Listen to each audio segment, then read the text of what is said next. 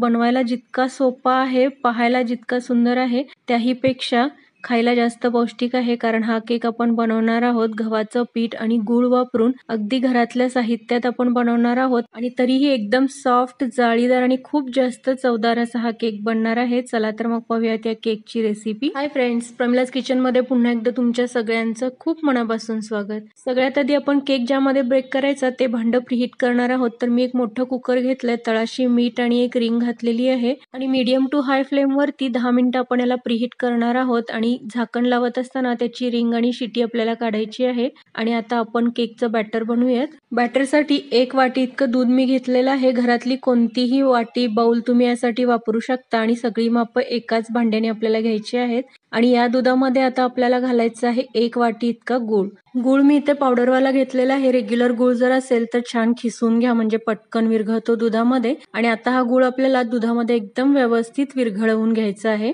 हे अगदी योग्य प्रमाण मी सांगितलंय. जर केक थोडा गोड हवा असेल तर अजून 2-3 चमचे गूळ तुम्ही घालू शकता. त्यानंतर अर्धा वाटी इतकं तेल आपल्याला घालायचं आहे. ज्या वाटीने आपण दूध आणि गूळ घेतलं त्याच वाटीने. आणि तेल सुद्धा आता व्यवस्थित मिक्स करून घ्यायचं. त्यानंतर यामध्ये आपल्याला ड्राय इन्ग्रेडियंट्स घालायचे आहेत. यासाठी एक चाळण मी घेतलेली आहे. आता यामध्ये 2 वाट्या इतकं गव्हाचं पीठ आपण घेणार आहोत. अगदी रेग्युलर आपण घरी जी चपाती बनवतो तेच पीठ इथं घेतलेलं आहे. सोबतच अर्धा चमचा इतका बेकिंग सोडा घातलेला आहे. रेग्युलर नाश्त्याचा चमचा घेतलेला आहे मी. जर तुमच्याकडे मेजरमेंटचे स्पून असतील तर अर्धा टेबल स्पून सोडा घाला आणि त्याच चमच्यानी 1 टेबल स्पून इतकं आपल्याला घालायचं आहे बेकिंग पावडर. सोबत चवीसाठी चिमूटभर इतकं मीठ घातलंय. आणि आता हे सगळं आपण व्यवस्थित चाळून घेणार आहोत. गव्हाचं पीठ घेत असताना वाटी अगदी दाबून भरलेली नाहीये, तर अलगद भरून घेतलेली होती. आणि अशा प्रकारे हे सगळं चाळून झालंय. आता आपण हे व्यवस्थित मिक्स करून घेणार आहोत. एकाच दिशेने फिरवत सगळे इन्ग्रेडियंट्स आपल्याला व्यवस्थित मिक्स करायचे आहेत. सोबतच आपल्याला इसेन्स घालायचा आहे. तर इथे मी व्हॅनिला इसेन्स घातलेला आहे 5 ते 6 ड्रॉप्स. तुम्ही आवडीचा कोणताही इसेन्स घालू शकता. सगळे इन्ग्रेडियंट्स व्यवस्थित मिक्स झालेत, पण बॅटरची कन्सिस्टन्सी तुम्ही पाहू शकता बरीच थिक आहे. यासाठी आपण यामध्ये पुन्हा अर्धा कप इतकं दूध घालणार आहोत. ज्या भांड्याने आपण आधी इन्ग्रेडियंट्स घेतले होते त्याच भांड्याने. अर्धी वाटी एक्झॅक्ट दूध आपल्याला लागणार आहे, पण एका वेळेस न घालता थोडं थोडं घालत व्यवस्थित मिक्स करून घ्यायचं. आणि अशा प्रकारे एकूण 1.5 वाटी इतकं दूध आपण वापरलंय. आणि आता तुम्ही बॅटरची कन्सिस्टन्सी पाहू शकता, एकदम फ्री फ्लो आणि रिबिन कन्सिस्टन्सी आहे. अशाच प्रकारे बॅटर आपल्याला केकसाठी लागणार आहे. केक परफेक्ट होण्यासाठी बॅटरची कन्सिस्टन्सी खूप इम्पॉर्टंट आहे आणि त्यासाठी एकाच भांड्याने सगळे मेजरमेंट्स व्यवस्थित घेणं हेही खूप गरजेचं आहे. आपलं बॅटर एकदम परफेक्ट बनलंय. आता आपण केक टीन ग्रीस करून घेऊयात. यासाठी थोडंसं तेल घेऊन सगळीकडे मी टीनला लावलंय आणि सोबतच याच्यामध्ये 1 चमचा इतकं गव्हाचं पीठ घालून अशा प्रकारे डस्टिंग करून घ्या, म्हणजे केक व्यवस्थित डिमोल्ड होतो, भांड्यामध्ये चिकटत नाही. टीनचं डस्टिंग झालेलं आहे. एक्स्ट्रा पीठ काढून घ्या आणि आता या टीनमध्ये आपल्याला केकचं बॅटर घालायचं आहे. बॅटर घालून झालं की 2 वेळेस हळूवारपणे टॅप करायचं, म्हणजे जर मोठे एअर बबल्स असतील तर ते निघून जातात. वरून थोडीशी टुटी फ्रुटी मी याच्यावरती घालत आहे. याच्याऐवजी ड्रायफ्रुट्स बारीक कट करून तुम्ही वापरले तरी चालतील.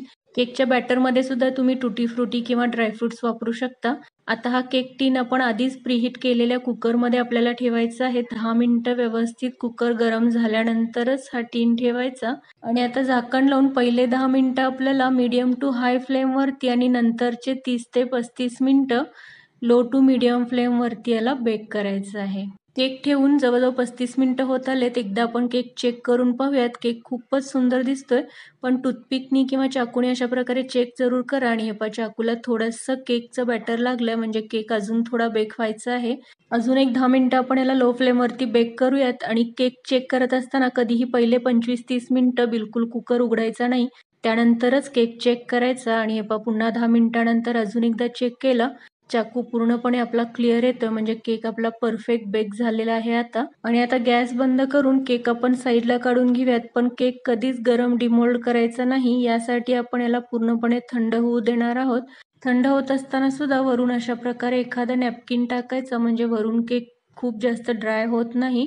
20 मिनिटं झालेली आहेत. केक बऱ्यापैकी थंड झालाय. सगळ्यात आधी आपल्याला कडा अशा प्रकारे लूज करून घ्यायचे आहेत आणि नंतर टीन उलटवून केक डिमोल्ड करून घ्या. आणि हे खूपच सुंदर असा केक आपला तयार झालाय. खूप सुंदर रंगही आलाय आणि खूप जास्त स्पॉन्जी सुद्धा बनलेला आहे. केक कट करून मी दाखवते. किती स्मूथली आणि सॉफ्टली कट होतंय. खूप मस्त स्पॉन्ज आलेला आहे केकला आणि एकदम फ्लफी स्पॉन्जी जाळीदार असा बनलाय आपला केक.